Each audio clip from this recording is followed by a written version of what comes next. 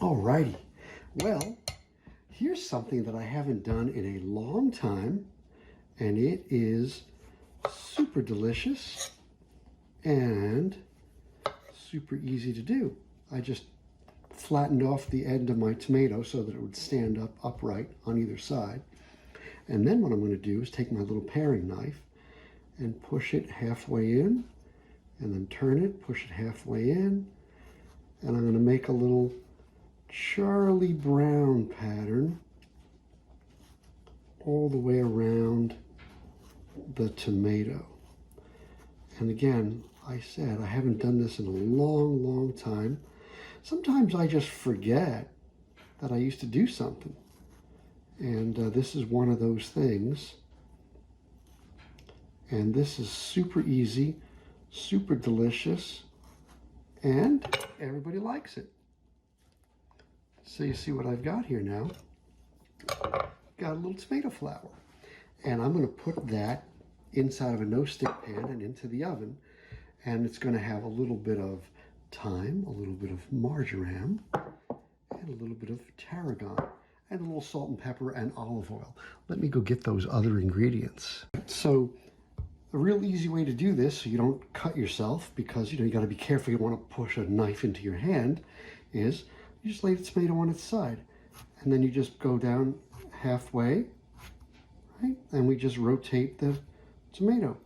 And now I'm always going in a downward motion away from my fingers, and I shouldn't be able to get any thyme in this tomato. I mean, anything's possible.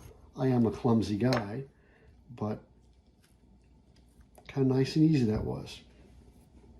Okay, so now for step 2, I'm going to pause that video and start over. Alrighty, so now this is step 2. Step 2, you see I've got my tomatoes in a nice little no-stick pan, and I'm going to just drizzle a little bit of olive oil on each.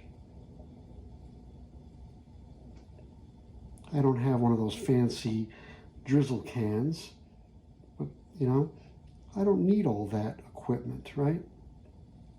Okay, so that's it. That's it for the olive oil. All right, step 2, a little bit of kosher salt. I'm just gonna take a little pinch of it and hit it from nice and high so that it rains a little salt, but I don't concentrate the salt on any one tomato. Same thing with my pepper. I'm gonna go from nice and high, let it rain a little pepper, and then a little bit of thyme.